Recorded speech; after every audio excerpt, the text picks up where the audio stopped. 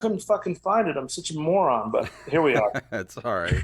It's all good, man. How How are we? are? You could hear me? Everything good? Yeah, everything sounds good. Is this enough light? Do I need more light? No, you're good. No, you look good, man. All right, sweet. Well, I don't know if I look good, but I'm here. All right, just went live to Twitch, and Sweet.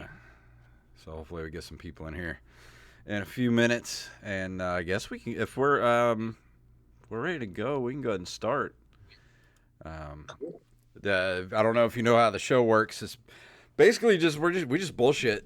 That's all we do for about 45 minutes to an hour. So whatever you want to talk about, wherever the conversation goes, that's how we do it here. Cool. I'm easy. I'll just roll with you guys. All right. Well, Jacob, you ready to roll this thing? Do we have any new patrons to shout out before we go? I didn't check, but we'll assume. All right. No. If we do, we'll get them next week. Yeah. All right. Well, here we go. In 3, 2, 1.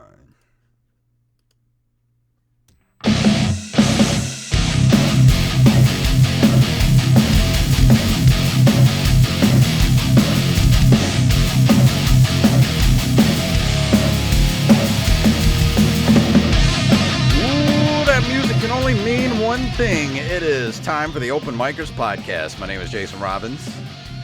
I'm more yoked than some Egg Foo Young, man, which is also my rapper name, Egg Foo Young. Jacob, you're getting a little too confident these days. You're on here with a sleeveless shirt. I mean, you look like you're ready to fight your dad in like the middle of a trailer park or something. I'm ready to fight your dad in the middle of a trailer park, Jason. My dad. I'll fight anyone's would dad kick right now. Your dude. ass, man. My dad's a karate master.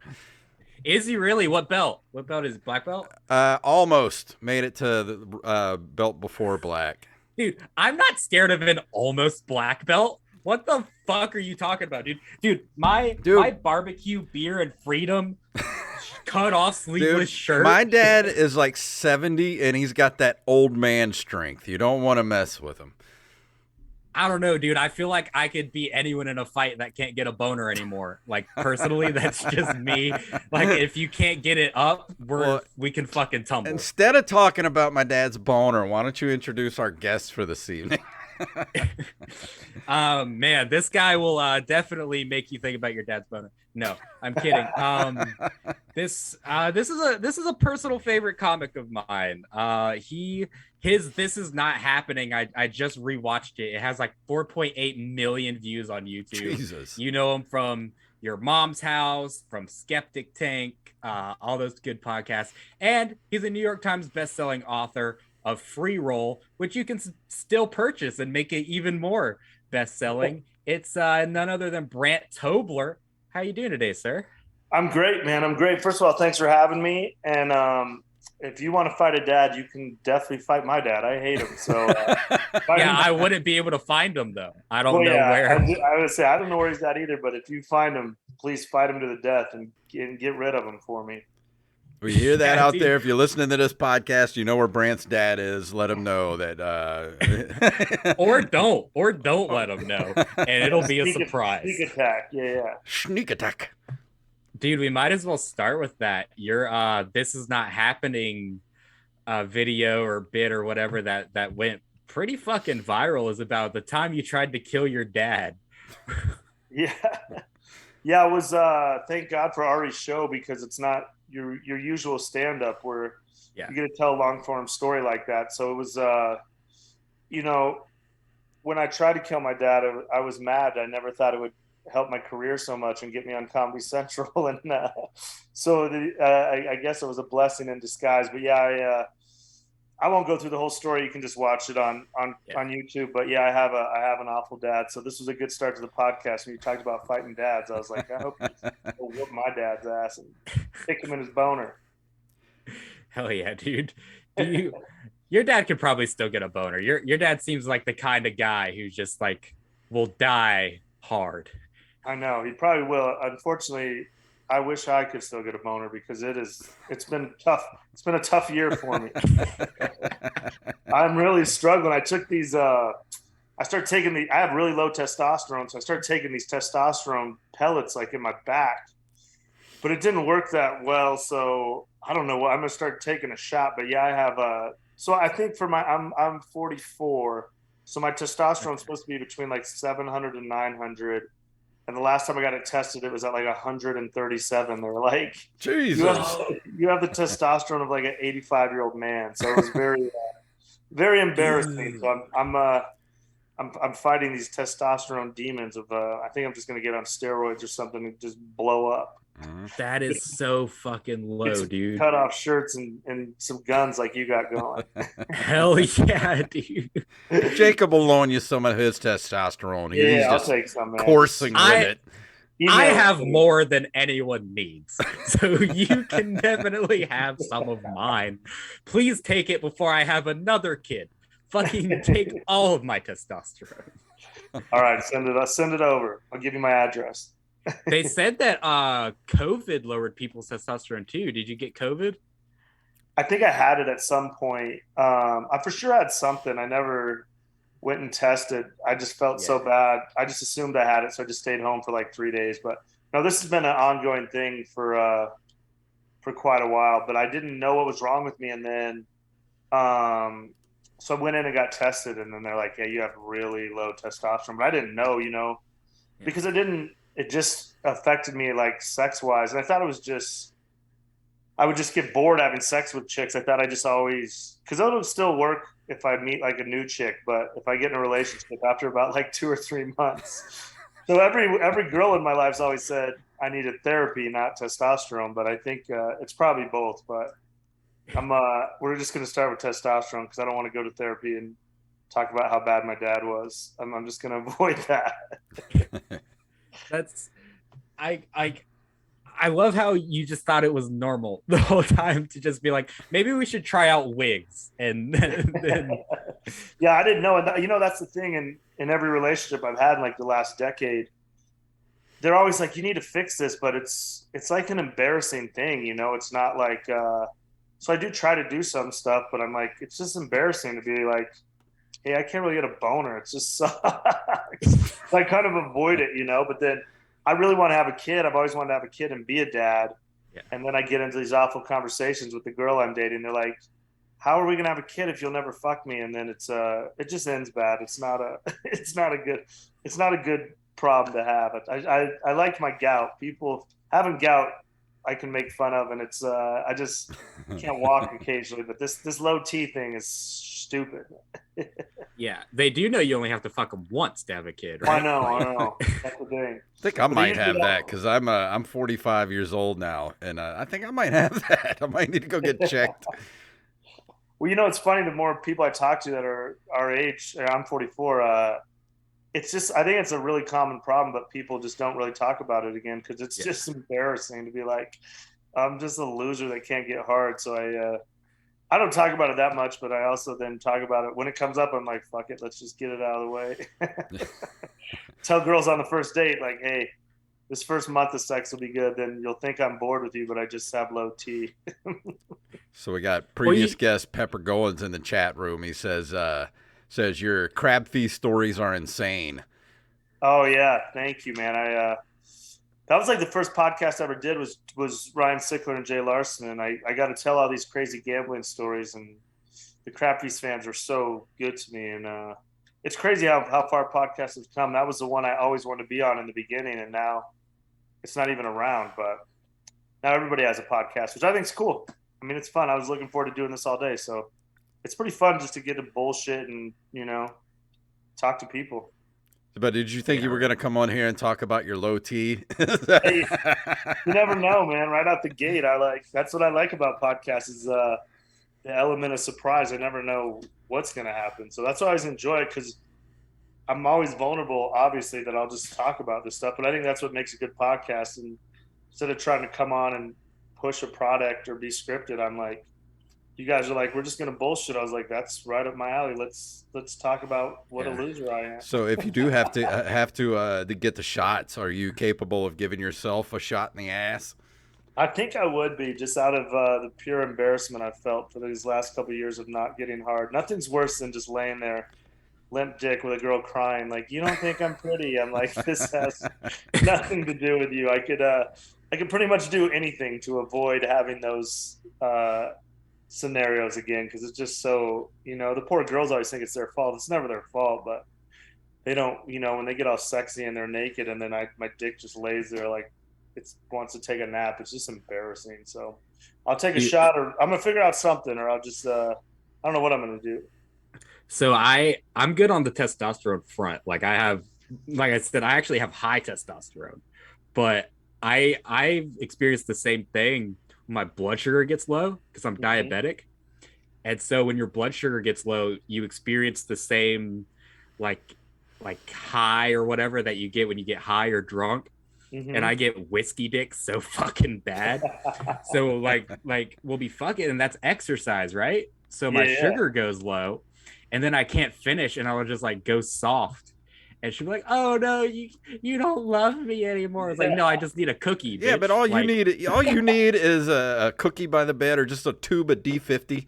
Just squirt it down your throat, and you're good to go. But when you got low T, that's like, you got to take a shot in the ass. Takes a couple of days for it to get in your system. Well, it's the same kind of thing though, because it doesn't come up fast, so it'll be like 30 minutes before I'm good to go again, and then just put some whipped cream on her nipples. That'll get a little sugar rush in you. Good to go. See, the man is here solving problems, Jacob. Like dude, why didn't I think of that? Yeah, just dude, add the foreplay into it, and then you get your blood sugar back up. You get the spray can of whipped cream, and you're good to go. Yeah, dude, just snort some powdered sugar off her ass, and then I'm fucking mainlined, baby. So Pepper wants me to ask you if you snuck into any events recently. I haven't. I went to a concert last night. I went to MGK. A buddy just called me last minute, said, "Hey, I have a ticket." So I love live music, so I just go to anything. And I listened to MGK a little back when he was more of a rapper, but I was like, I'll go, and he put on an incredible show. So I just always loved live music, but no, I haven't snuck into anything. I was going to sneak into Game 7 of the Stanley Cup Finals out here in Denver if it would have went to 7, because tickets were just so expensive. But I haven't had to. And you know what? So I used to sneak into a lot of stuff, but this is kind of a lame answer, but it's so easy now. It's not even fun, really, because of the phones. With technology, I can talk anybody into letting me in just by showing like a picture of a ticket, because there's a chance for error with technology. In the old days, when you either had a ticket or you didn't. Yeah. So there was much more gamesmanship and like cat and mouse, and I had to do stuff. Now, it's like a 55-year-old lady that's getting paid $10 and doesn't really care about her job. I could just walk up and put my phone under the thing and say, "Did it beep? I thought it beeped. Did it beep?" And then it's kind of lame to say, but the sneaking in game has got a little too easy. I've never thought about that before, that you can just kind of like, they see so many people, like 1,000 people, and within like an hour, they're just like, yeah, I fucking beeped. Like, just come on. Well, sitting here arguing with me when there's, 1,000 people behind me, it's like, and they don't care. It's not like the money comes out of their, it's like. Yeah, they don't care. They're making $8 an hour. Yeah. They don't give a shit. They shouldn't care. I mean, first of all, if you're watching this and you're a security guard somewhere, just get that $50, $100 handshake and let people in a door, make some real money. It's a harmless crime. People are always like, "You scared to get in trouble?" I'm like, there's no victim except for these billionaire ticket companies. Everyone's going to be, as an artist, you just want more people in there. It's like, because it's, I don't ever sneak into half sold out shows. It's always something that's already sold out. So some people that have like a conscience think it's like I can't believe you do that. I'm like, all the ticket money's gone. It's sold out. They have a set deal. Just, you're going to go in there and spend money. Everybody makes money. It's like, it's weird what some people, they say everybody has a code, and like, I'll sneak into anything, but I have friends that are just like, I could just never do that. I'm like, you're a fucking dork, but I could never litter. So maybe I'm a dork too. I just refuse to litter, but. Plus, you're sneaking into concerts and stuff. Most bands, like musicians and stuff, don't make money off tickets anyway. It's all all merch stuff they're making money off of. Yeah, so I haven't. I probably will when the Bronco games come, but it's just I just haven't. The summer's been slow anyway. But you know what's funny is then a lot of times I'll talk about this on podcasts, and then people sneak into my shows. I was just And about to say I that. love it. I love it, man. I love it. Because one time I think on the Crap Feast, I told a story. My musician friends told me if you just got like a laminate, usually I just wear a laminate that works. But one of my musician friends said if you just put a bag of ice on each shoulder and then just walk through the back, no one will ever stop you. And because you have the ice and they can't really bother you, and they just assume if you're carrying 2 bags of ice, no one just does that for no reason. But a bag of ice is like $2, so for $4. I think you could sneak into anything, and then you just carry the bags of ice. Then when you get in the venue, you just throw them in the trash, or you could actually just take them to somewhere. Just take them up to a concession and go, here's some ice. No one would care. But one time I had a buddy do that. He was with the line to get in he didn't know how to sneak in. He waited in line. So then when he was coming in, the shit just dripped all over. And I was like, you fucking idiot. Just like sneak in or don't sneak in. See, don't that's That's the move, where you walk in with the ice and then you walk into the concession area, dump the ice into the things, and be like, hey, I'm gonna grab something to drink on my way out. Is that cool? Yeah. See, that's next level. I didn't even think of that. That is perfect. You just go in, you dump it in, then you grab a couple beers and you go, all right. And then you just tell the person, hey, tell Josh if you need more. Just say whatever name. Tell Josh if you need more ice. I got to go get some more ice for the other side, but I'm going to take these 2. And like, people just be like, whatever. Now you think. Right. Then you're in. So that part, like, I like that part. I always like because a lot of security guards take it way too serious. So if they were like, sometimes you have a security guard that's like wearing gloves and thinks he's like Secret Service. And those guys were always the hardest because they really took their job too serious. So I like the battle with them, but now with every ticket on a phone, it's kind of easy, honestly. Yeah. Did you ever have a security guard at a stadium or venue or something threaten to take you to that like secret little room that they have at all those places? Yeah, no, I've been to stadium jail and casino jail, but nothing ever happens. So yeah, like, first of all, they don't usually want to do all the paperwork.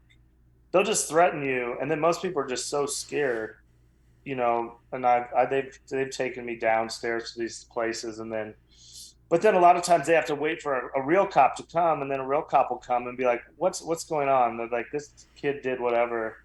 They'll just be like, don't do that again. I'm like, all right, because they don't want to do all the paperwork, and they got to worry about real stuff. That's what I always count on. Like I drive a moped. I got a moped for my birthday, and I didn't get any insurance or license plate or anything.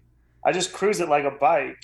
And people are like, are you scared you're going to get in trouble? I'm like, I just assume that cops have much better things to do than worry about me on a moped. It's not like I'm ever going to be speeding or so everyone freaks out like, you're going to get in trouble. I drive by cops all the time. They don't, they wave at me or they say nice moped, or it's like, they never like, where's your license plate or anything. People, I worry about I just always err on the side of like that people have better stuff to do than mess with the little shit, or at least you just hope they do. Yeah. And on a moped, like even if you hit somebody, it's not like you're gonna hurt them. Yeah. No, I got to worry about them hitting me. But it's funny because people always shit on mopeds, and now that I have one, it's the best. It's like people shit on mopeds, and then they love like jet skis, but yeah, a moped is just a jet ski on land. It's great. I just zoom and I cruise around, and I ride it like I'm like a Hell's Angel or something. I just break all the laws. No red lights. No, I just do whatever I want. Like I'm a Harley dude, and I just cruise around on my moped. And it has a little horn. Sometimes I'll honk at like real motorcycle guys, and they'll be cool. Or sometimes they'll just shake their head. But all moped people, when we see each other, we give a little honk honk. Yeah. So I never realized how much fun it would be. So someone put it on Facebook for $600, right? And so it's a University of Wyoming one. I'm from Wyoming, so I bought it, and then I rode it to pickleball because all these old people where I play pickleball every day have mopeds. So I got one, and then I showed up, and they're like, "Damn, that's a nice moped." And then I told them I only had to pay $600. They're like, "That's like a $3,500 moped." So I got a good deal on it too. So I tell you what, I love it. It just makes me so happy. I guess I am getting old. because cruising around on this moped brings me joy like I've never had. Pepper in the chat room said a moped is a low T motorcycle. That's right. Yeah. I was just gonna say, like, it's amazing, like, what kind of discount you can get when people are afraid of looking gay. Yeah. Well, you know what? On this one, that's funny. But on this one, so then they said, if you come to Wyoming, if you bring $600 tomorrow, it's yours. And I was like, okay. So I woke up, it's like a 100-mile drive. And then I called them to get the address. I was like, hey, what's the address? And they gave it to me. And they go, we think we mispriced this a little bit because we've had 45 people try to call and buy it this morning. But since we told you 600, we're going to give it to you for 600. I was like, yes. So like, it was such a good deal. But that is so funny. I'm going to use that I got low T. The moped is the low T of motorcycles. That's really fun. Do you have any new Craigslist adventures? No, I've taken a little break because I was worried about getting in trouble. I got to kind of like, it was going good and people loved the podcast. So for those people who don't know, I used to do a podcast called Craigslist Chaos where I just get on Craigslist and anybody that put their phone number on Craigslist, I just call them and fuck with them, whatever they were selling or job or everything. But then I got someone, I made fun of this guy too much, and then the lawyer called, and there's all these rules about recording people. Certain states have different rules, which I just would get on Craigslist and pick a town and go, okay, today we're going to Cincinnati, Ohio. And then I have some lawyers called my lawyers saying, like, I can't just be recording people without their knowledge. So I mean, I don't know what they're going to sue me for, but I just kind of, and I was doing so many podcasts during the pandemic. I just got a little burned out. So I'm working on this new podcast now because because I have a podcast studio at my house. I'm sitting upstairs on my couch like an idiot. I should at least be down in the studio with you guys, better lighting and better sound. But yeah, I got a little, when I just didn't want to deal with nonsense. And my girlfriend at the time got scared when the lawyers started calling. So, but it was fun, man. It was, I would like to do it again if I could figure out a way to do it without having to deal with lawyers. Well, yeah, there's crazy, though, weird laws about people have to consent to being recorded. Yeah. So it's kind of a risky maneuver. But like then you have like crank yankers too, where it's all prank calls and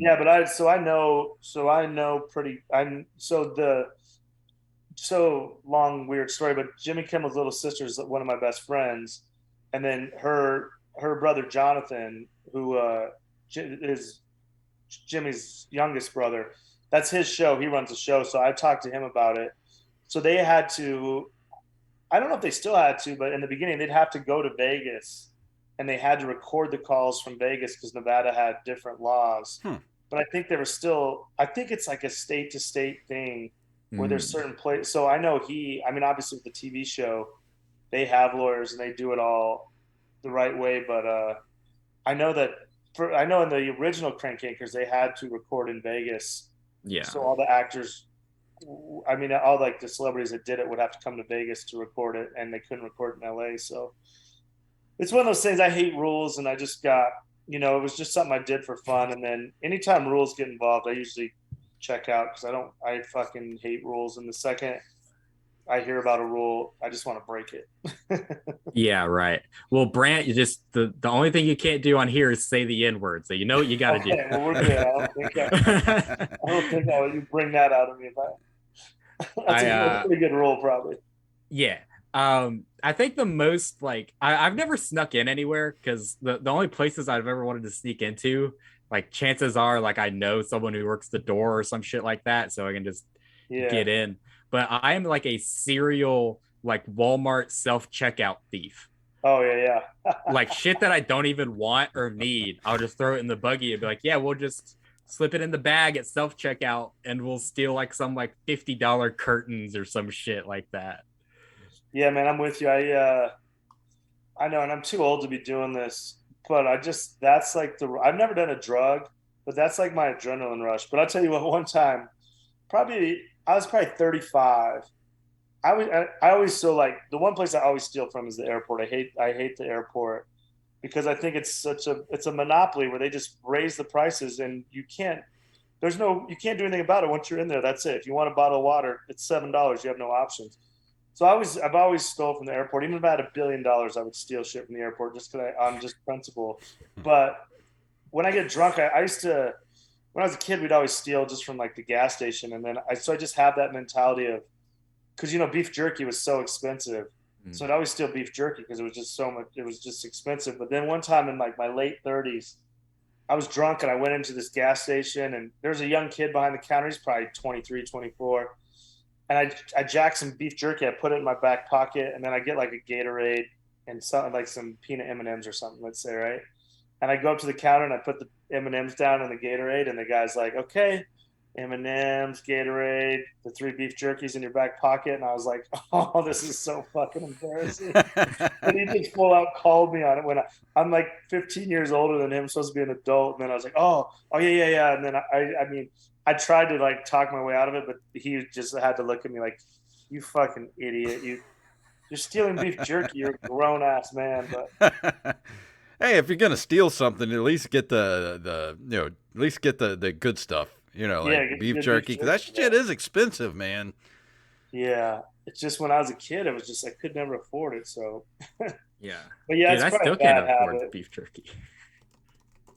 Yeah, my ex-girlfriend, because I'd always steal a magnet from the airport wherever I go just to put on the fridge. Just another just harmless, stupid thing. But, she hated it. She was always so scared, like, I'd get caught and they were going to detain me and we'd miss our flight and all this. I'm like, no, there's no real security in these gift shops. They don't care. Yeah, like what are they going to do? Arrest you and demand to see a picture of your fridge? Yeah. It's like, I know you got him, motherfucker. Yeah, I'm the notorious airport magnet stealer. Brandt, have you ever had egg foo young? What's your opinion? Oh, I think so. I don't know. To be honest with you, I don't. It sounds like I have. What is it? It's like soup? No, it's like a fried like Chinese egg omelet. I don't know. Probably. I don't know because whenever I go to Chinese food, my girlfriend would always just order for us, and then I would just eat what came. Yeah, that's a dangerous game. She knew she didn't want me to get in trouble for doing a stupid accent or saying something dumb, or she just knew I was dumb. So I've had a lot of different Chinese food. It sounds like something I've had, but I don't.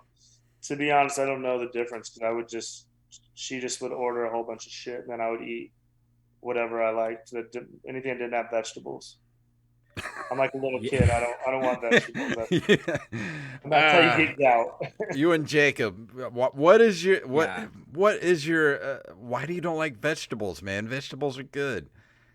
They taste bad. They're all right now, but I think why I don't like vegetables is when I was a kid, my parents would give us vegetables with dinner, and then I'd have to eat them. Well, I couldn't get up from the table till I finished my meal.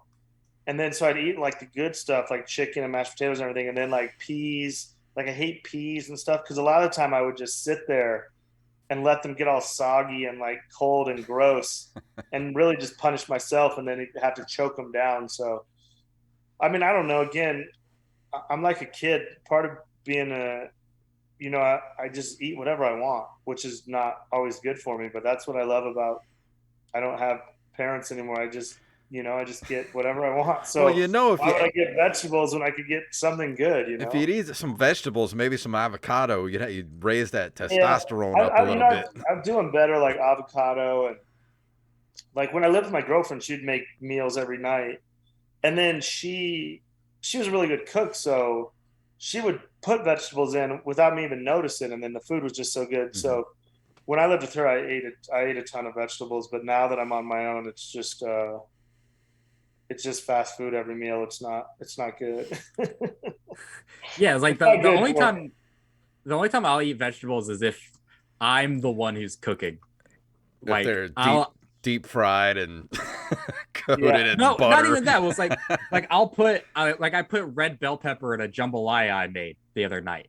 And normally I wouldn't fuck with red bell pepper. But the fact that I did it and I put it in my thing that I made. Everything else in the jambalaya negates the red bell pepper that you put in there. But here's the simple answer, Jason. I'm a grown man and vegetables taste bad and I Hey, don't want to eat them. don't So get me therefore wrong. I fucking don't. The best part of being an adult is being able to eat whatever the fuck you want for dinner. Like, if I want to eat a whole Absolutely. goddamn box of Oreos, I can do it. But at least 2 to 3 times a week, I'm going to shove some vegetables down my throat because I want to No, live dude. past 50. Yeah, And I don't. So that's where we differ. I gotta mix in more vegetables, but again, I just eat out every meal. So it's, I mean, I guess when I go to like Chipotle, I get corn and some avocado, and Yeah. I don't know, but I think you're right. I should mix it in a little more, But also, fast food is just designed to be so fucking good that you just want it all the time. yeah, I know I could definitely be healthier, but my other problem, I love soda when I should be drinking water. I Oh, just dude, love cherry Coke all day. Oh, yeah. I haven't had a regular glass of water Dude, in years. I've been drinking the Zero sodas. Dude, the best soda of all time is really? Dr. Pepper Cherry Zero. It is so good. All right, I'm gonna have to try it because I usually get Dr. Pepper and cherry Coke, but that'll. All right, I'm gonna try. I'm gonna next time I buy a 12 pack, I'm just gonna get that because I see it sometimes, but I've never went for it, so I'll try it. It's good. It's like it's the best soda on the planet. All right, I'm in. Have you had the dark berry Dr. Pepper? No. Yeah, it's Is it in a can or it's in the machine? Or it's they have it everywhere. It's like you can go to Walmart and get like a 6-pack of the dark berry Dr. Peppers. Is it good?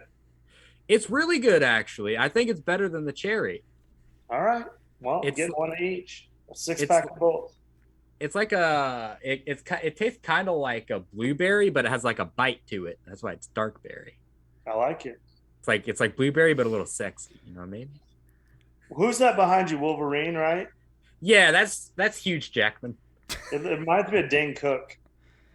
Yeah, with my head where Wolverine's head's supposed to be, it's a little Dane Cookish. I figured that's what it was, but man, there's a little Dane Cook to it that I'm like, that looks like. Yeah. Speaking of Dane Cook, he's had a week.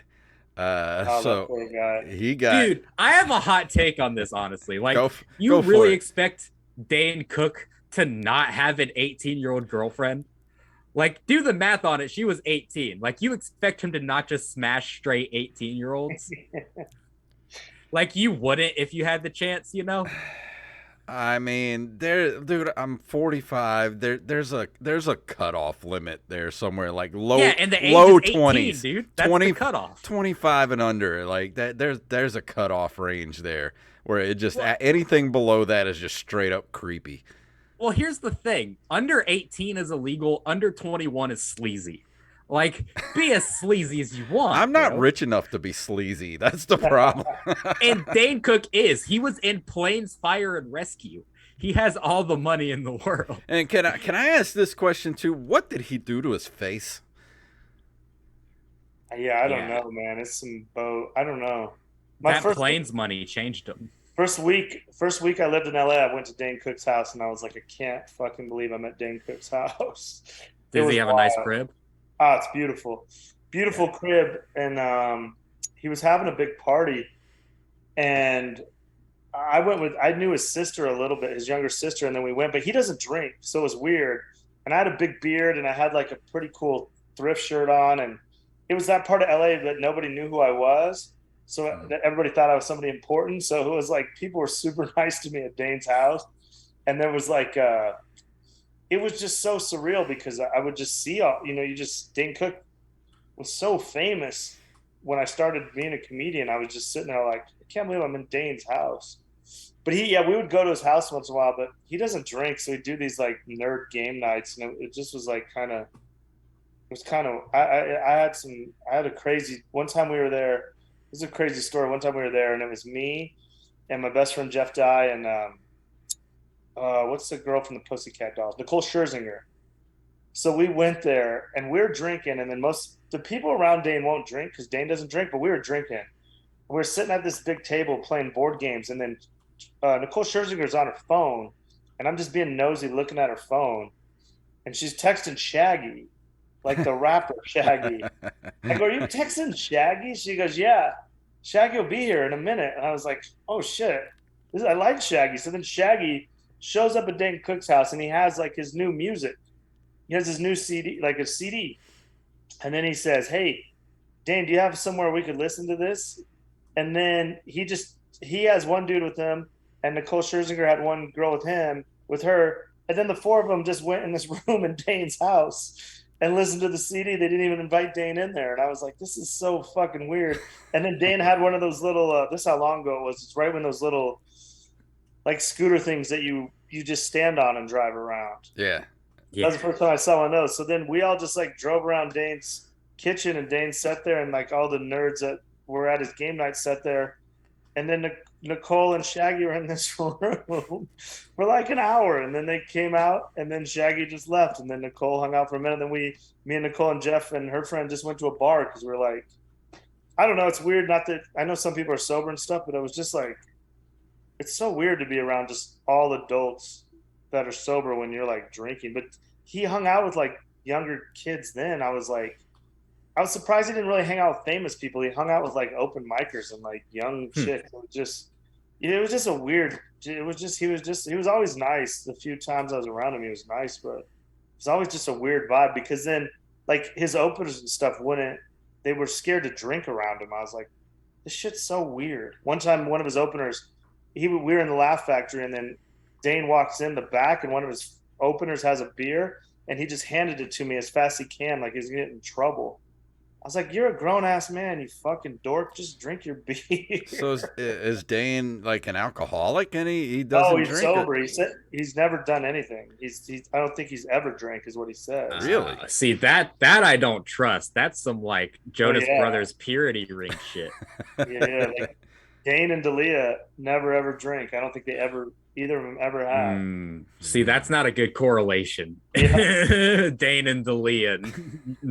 Yeah. Don't want to get compared to Chris D'Elia right now. Yeah. But no, Dane he was nice, but it's just a weird vibe, man. He just always had weird girls. It was just weird young girls, which I get young girls. I'm with you. Like, I mean, I'm 44, but I'm pretty immature still. I think my cutoff, I mean, if I'm in the bar and I'm having drinks and a girl hits on me at a bar, I think it's fair game. But I don't think I could date anyone. Again, I'm just talking about hooking up too. Yeah. Like dating a 23-year-old, I don't know what we'd really talk about. That's the thing. Like, there's such a generational gap there. Like, I barely have anything in common with Jacob.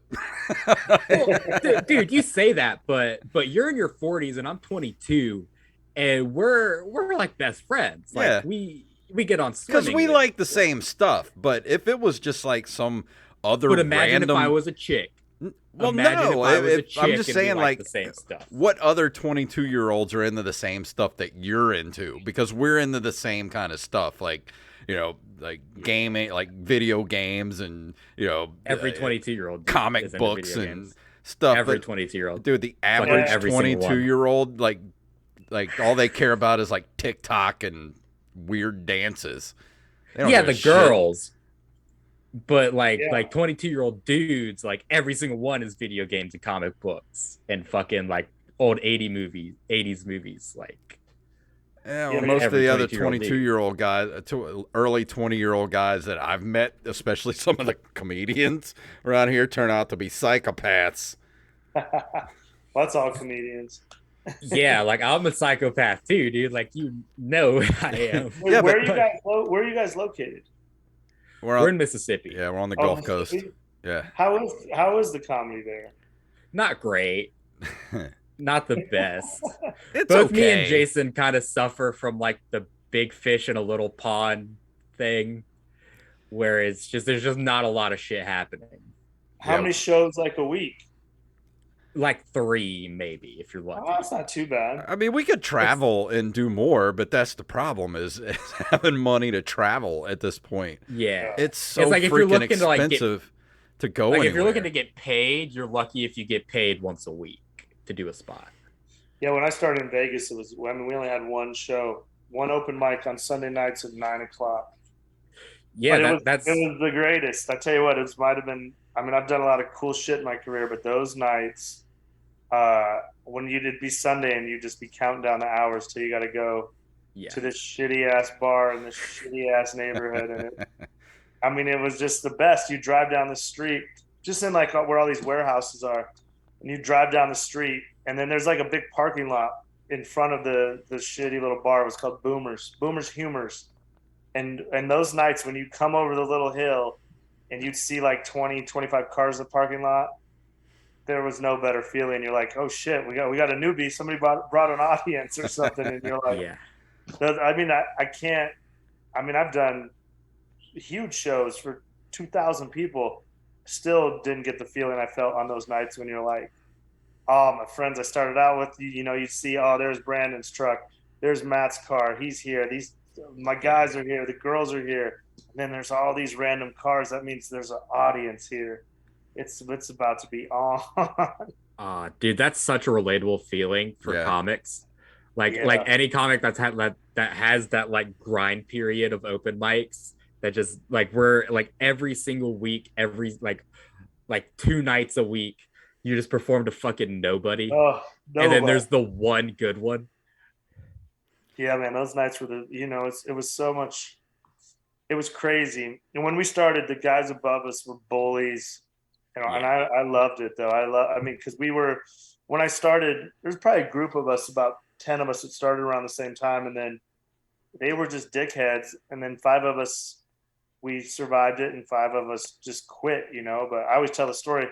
We would just be sitting there in the booth, like working on our sets, and then the older guys would come in and look at us, and well, they'd say shit you're not allowed to say anymore, but I mean, you could figure it out. Like, look at these fucking losers. Yeah. And then over time, it would just be like, then like 3 weeks later, they come in and be like, these fucking guys.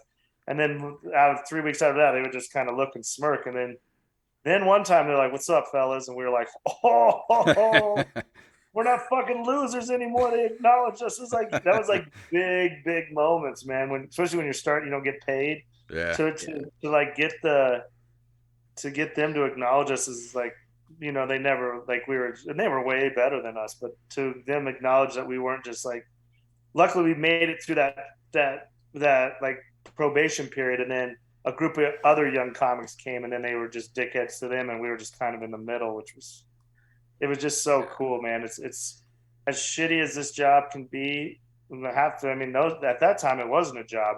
There was no money. But looking back, man, those days starting out, man, those first couple times when you do good. I remember the first time I did good, I was like, oh, I'm gonna be so famous.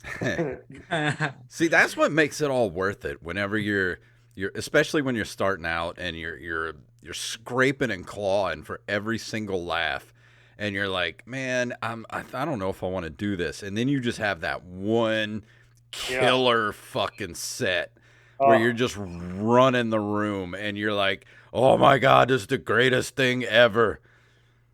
You know what? I was lucky. For me, it was the first time, and that's only because I chickened out so many times. So I chickened out, and then I was so prepared my first time, which I think is so rare. Most people aren't prepared.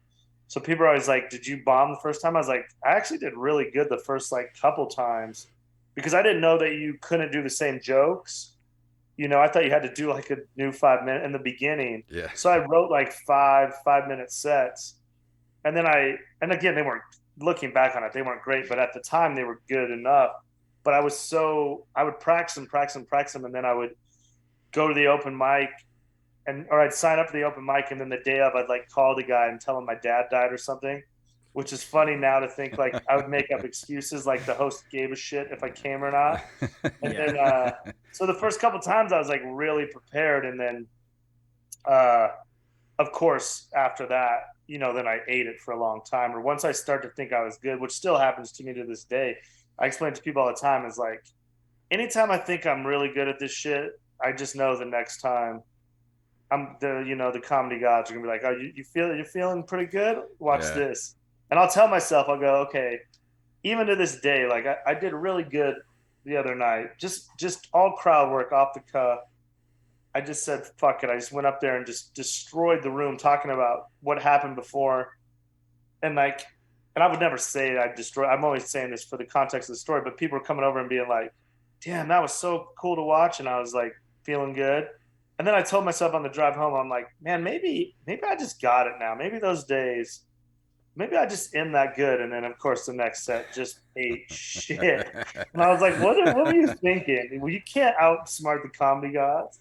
They can hear you." And so yeah, it's so weird how that worked, but man, those I'll never forget those first times. I mean, I just still when I go back to Vegas, I perform at the MGM now or at the Stratosphere, but I'll still just go to these rundown bars that are still doing the same shows, and people are like, "Why do you come to this?" I'm like, "This is what I love, man. This is where it all started.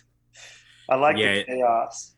you definitely can't replicate that atmosphere Yeah, of like bullshitting with like other comics and yeah, like roasting each other a little bit before a yeah. show.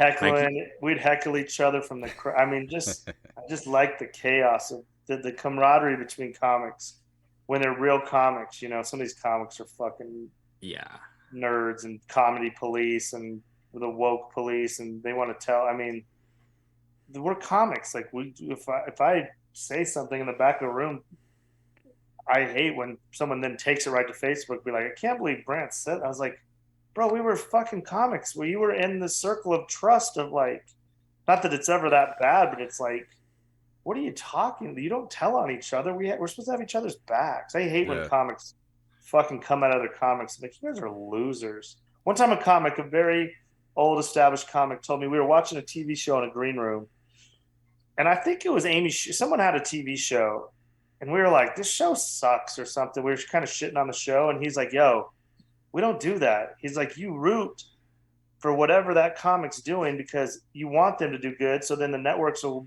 be like, okay, we used a comic for this show.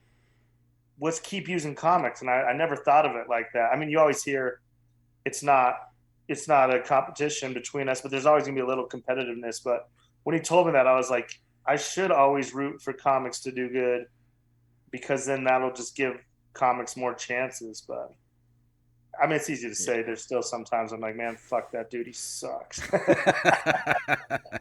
That dude yeah. sucks, man. People are like, "Oh, oh, that girl sucks. She's awful." Well, I personally I will hardly even give a comic like the time of day if they're not funny. Yeah, Like I mean, it's that kind of thing where like you kind of have to earn people's respect in a way. It's like yeah, if you're not funny as a comic, then like I'm not even gonna talk to you. Well, dude. it's a different story if it's somebody that's not funny but wants to learn and be funny and is Well, if they're just starting yeah, out, that's friendly. an exception. But if they think they fucking know everything and their sets like shit, then fuck you, dude. Like, yeah. Well, humble comics. I'm okay if you're humble and say, and I see you trying to work. And unfortunately, some people just never get funny. yeah, Sometimes I'm like, yeah, it's just never gonna happen. You can't tell people don't have dreams, but I still at least respect those people that they're just never going to be funny. They're just not good writers. They're just not good performers. Some people are just so unlikable. Not even their fault, you know. One of the things when people ask me, young comic, sometimes they don't really understand it. I'm like, "You're just real likable. It's like unteachable." And then but there's occasionally some people I can't tell them this to their face, but I'm like, "Man, you're just unlikable. Not even your fault. The second you walk up there, like yeah. the way you dress or just your face is like you just have a face that, which I hate. But you can't You really have get that a advice. It's punchable like face, you is have what a it is. bunch of you just have this like face that like I just don't. You're a nice guy, but I just didn't like you the second you walked in here. So See, that's shit like that. unfortunate for some people. Like what?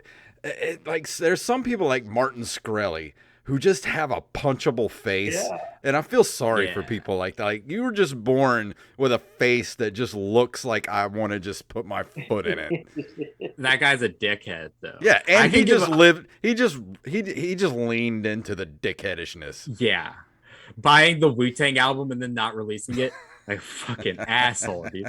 But I can give a comic example of that. I don't know if you might know this guy, Brandt, but Andrew Youngblood. He opens for Normand, and he owns the secret group in Houston. I did a few shows with him.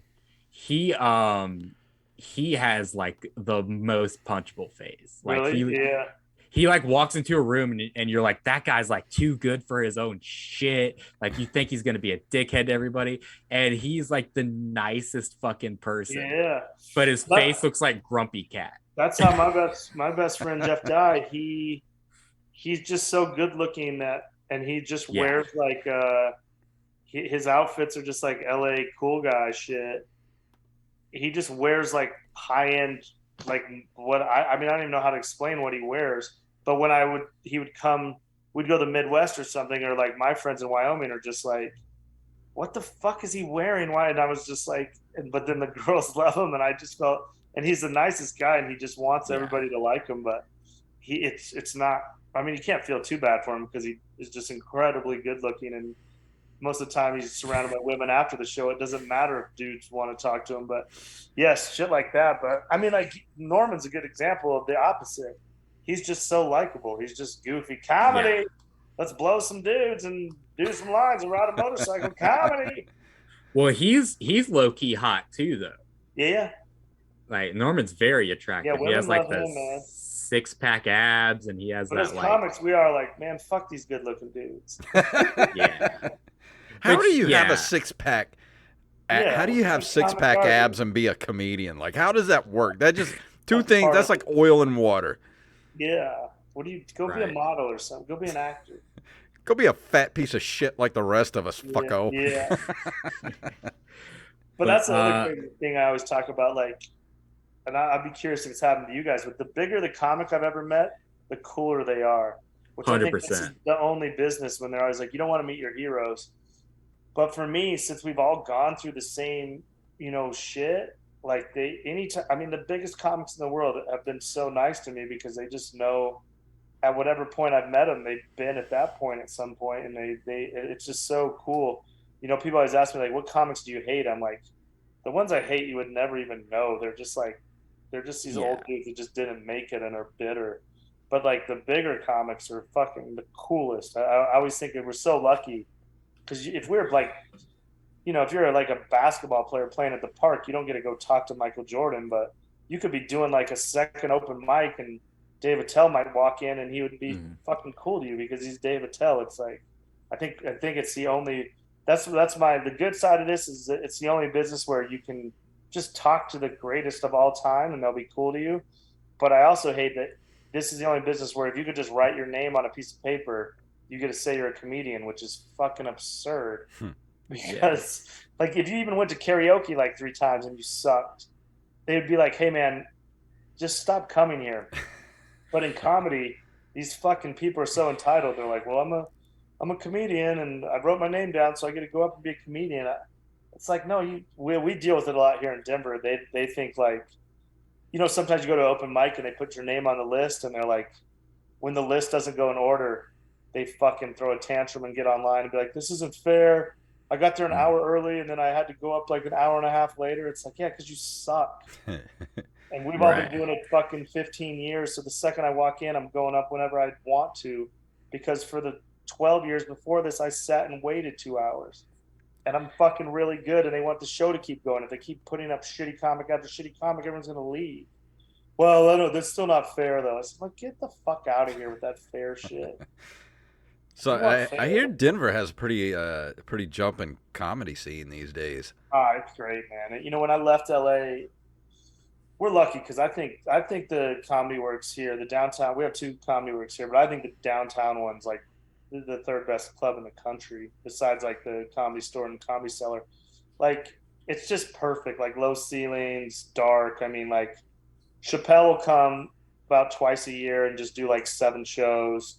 Like Segura, even though Segura just did the basketball arena here 2 nights, last year he just came through and he just wanted to perform in the room. And so like we had a run earlier in the spring where I opened for Soder, Ari, Gillis, and then who else? I think Tim Dillon in like a month of just sold out fucking monster shows. Wow. So Oh yeah, And dude. they're just doing comedy works because they want to. I mean, they could do theaters if they wanted. They do Right. theaters other places. So we're super lucky, and the owner Wendy is like super cool, and she just lets us do our thing. She doesn't give a shit about Yelp reviews, or she just lets us take chances. And if we miss, so we just, and the scene's good. I mean, there's so many breweries here. There's shows every single night, and these other little comedy clubs have popped up. So there's plenty of stage time here, and overall the comedy's pretty good. Because It I've been gets a little. seriously thinking about moving to Denver the last few Oh, really? years. Yeah. It's a good spot, man. I'll never leave here. When I left LA, uh, I didn't know where I was going. I was going to either go here to Phoenix, and my family's all in Phoenix, so it was a pretty easy choice. I came here, and Plus Phoenix, dude. Phoenix is it's like great. living in hell. I mean, how do you even Yeah, live in yeah. Phoenix? But I mean, it's like a super easy in and out airport. There's a ton of shows around here. You got all four seasons. You got all four sports teams. You got the most incredible music venues. It really is a cool place. If you are looking to move somewhere, this would not be a good. I mean, like in the old days, you're supposed to move to LA or New York, but I don't think you have to do that anymore. The Yeah. game's kind of Oh. changed. So if I was gonna move, I mean, if I tell young comics, Denver's a good spot. Denver's got a lot of stage time. Well, hell, I play drums too, so I might be able to find a band to get in. Oh, I'm sure you could. And we have the best venues. I mean, Red Rocks. I don't know if you've ever been to Red Rocks. It's Dude, incredible. I that's one of my bucket list things is go to Red Rocks. I've seen so many I mean not like in person, but like on video, like concerts and comedy shows done at Red Rocks. I'm like, man, that's Yeah. like one of my bucket list When things. you see it, Yeah, you'll be dude. like, "Holy shit, this is the most beautiful place." But yeah, Denver's a good spot, man. Yeah, I'm man. Bare pretty Naked much Ladies did a convinced. concert there. Yeah, I've seen Bare Naked Ladies. They put on an incredible show. And weed's legal. Oh yeah, if you're into weed, we got all the weed you want, and we got all Dude. these fancy beers, and they got mushrooms here. I mean, they got good food. There's nothing really to complain about. I mean, they complain it's just all like straight white dudes, but it's all right. It's not that.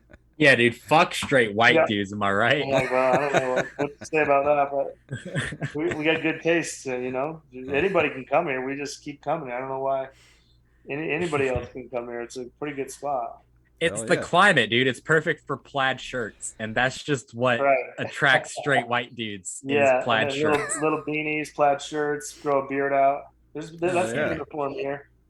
Get a Subaru, have some green chili. It's pretty easy Denver life. Hell yeah. Well, we're getting close to the end of the episode.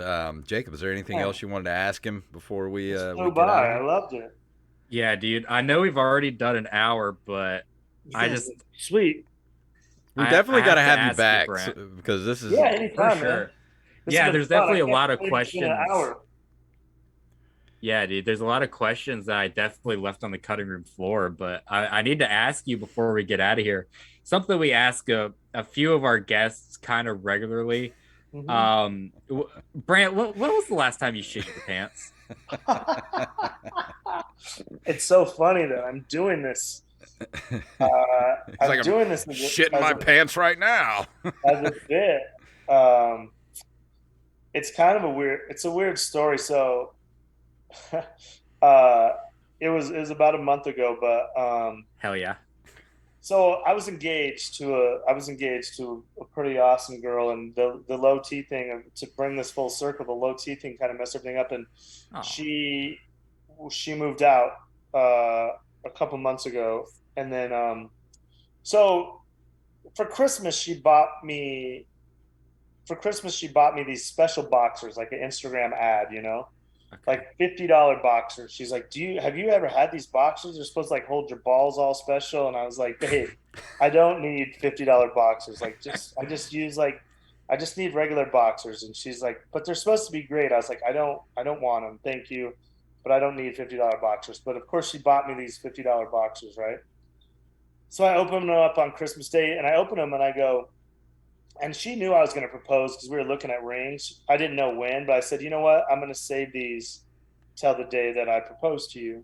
So, so then in the craziest day of my life, I won $75,000 on DraftKings.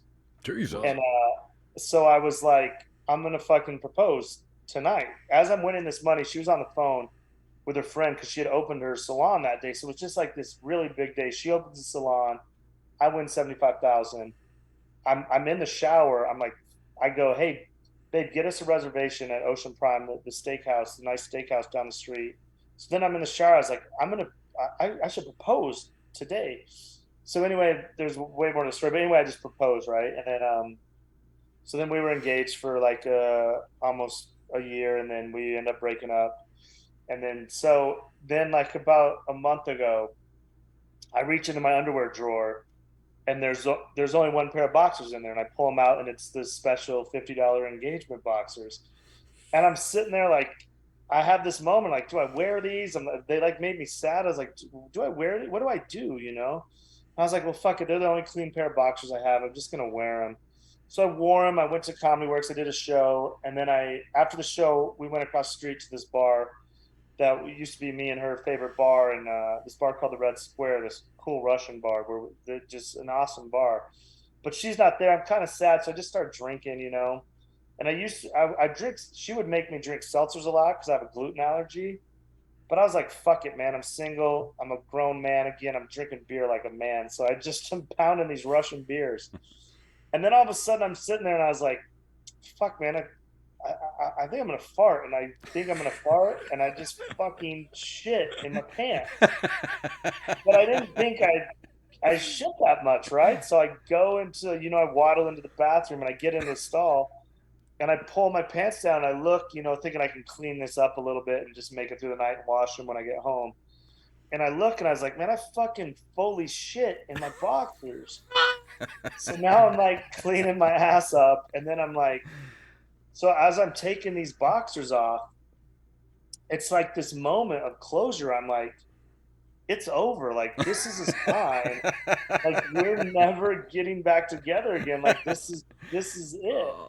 So I take off these boxers and I'm just sitting there, and they're sitting there on the floor just covered in shit.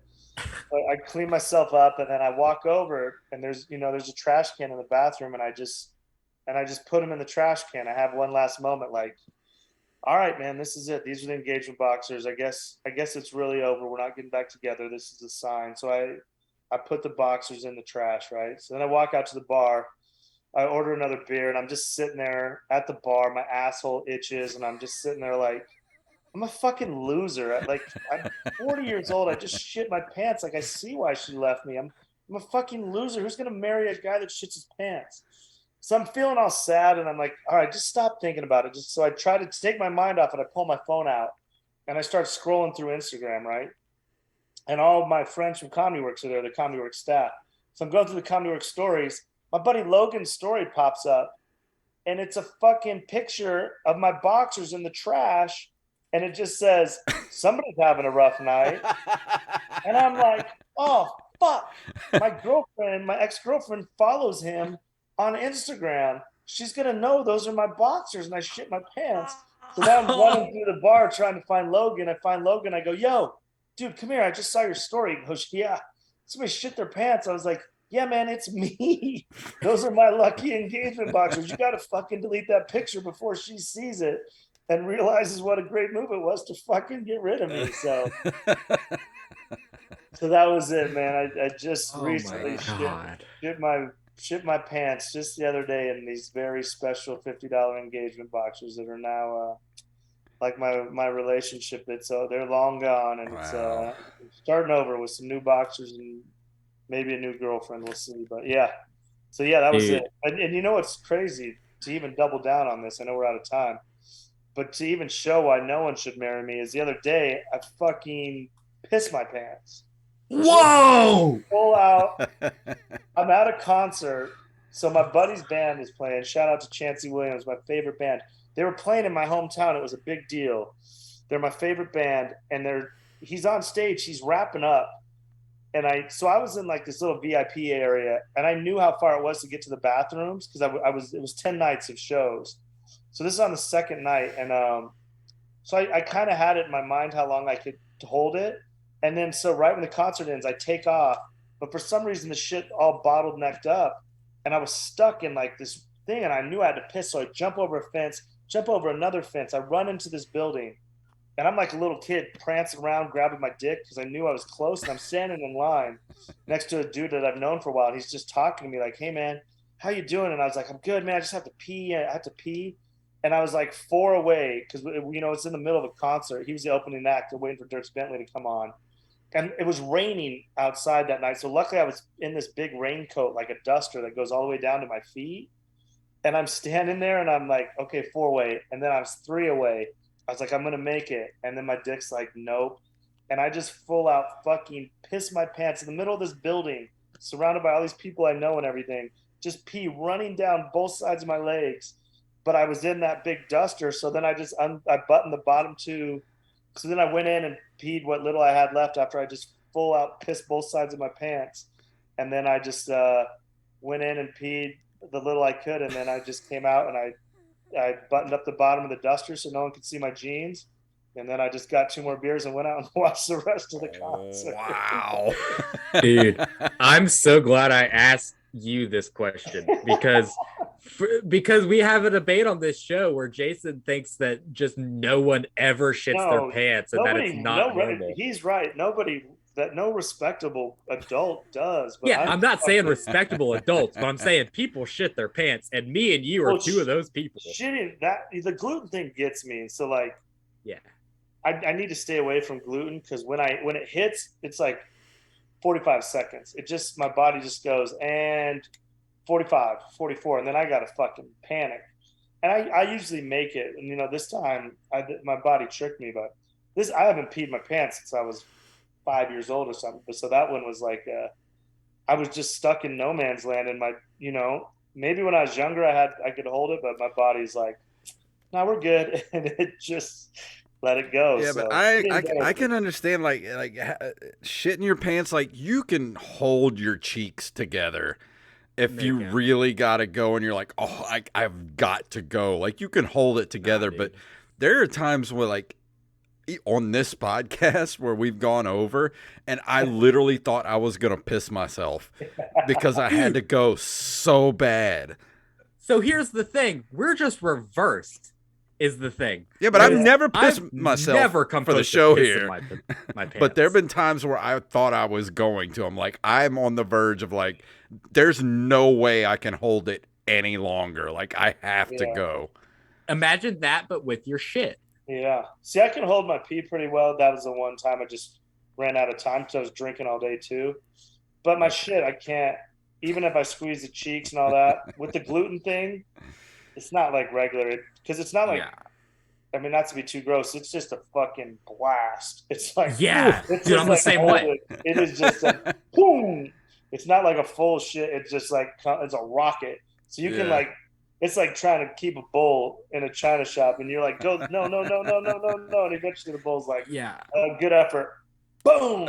I'm the same way, dude. I shit with so much force that there's just no possible way that you can keep it back. I mean, the moral of this podcast is there's something wrong with my body in every aspect. My dick doesn't work. My asshole won't fit. I can't. I just am gonna die alone, and I've come to accept that because who wants to put up with this shit all the time? Welcome to your 40s, shitty asshole. You can't take your boyfriend out when he might shit at your friend's house and then not fuck you when you get home. You know. I'm single, ladies, but I'm not much of a catch if anybody's watching. There's somebody out there for that wants just that. Dude, if it's any woman that watches this podcast, she'd be lucky to have you, bro. Chomping at the bit. Yeah, but, dude, I'm glad I asked you that because you hit the nail right on the head and then doubled down with a piss story. I'm just gross. I'm sorry for the grossness. That's what we do here. All right, that's exactly what we do, bro. Well, dude, thank you so much for coming on the show, man. Thank you guys so much for having me, man. Let's do it again anytime. Absolutely, anytime. But where can everybody find you on the internet? You can find me at your closest public restroom.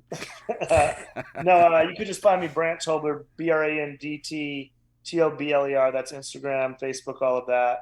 if anybody's anywhere near Philly, I'm shooting an hour special at the Helium Oh, in nice. Philadelphia, September 11th. My book is called Free Roll. It's available anywhere books are available, and the Audible version is read by me, which I'm very proud of. I think it's cool. So if you like Audible, everyone says it's cool to hear me read the book. So yeah, my book I'm so proud of.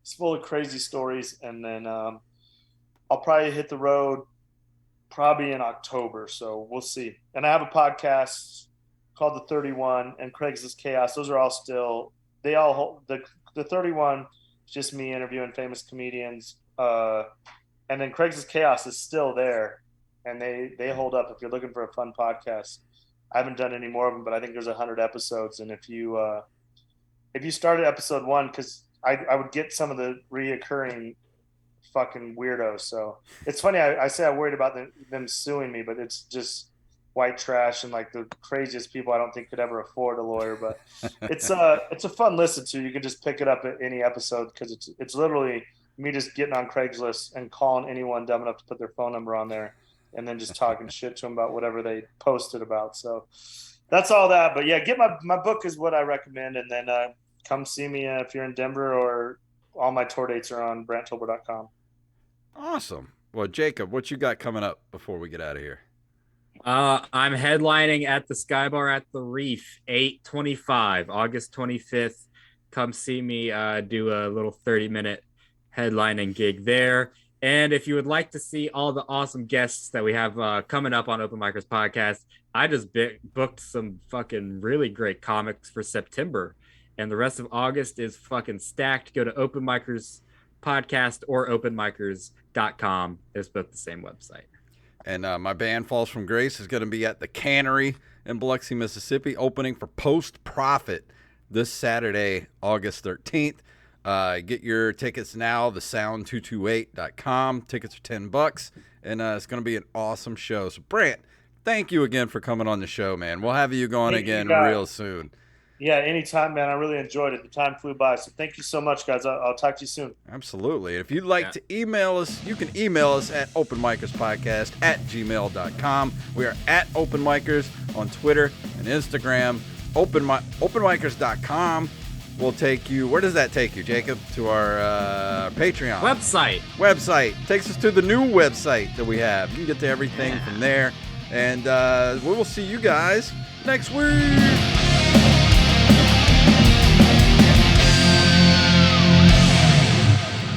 I'll get pissed at myself a shot. And thank you, everybody, for watching on Twitch, and everybody will be watching on YouTube later. Thank you, guys, and we will see you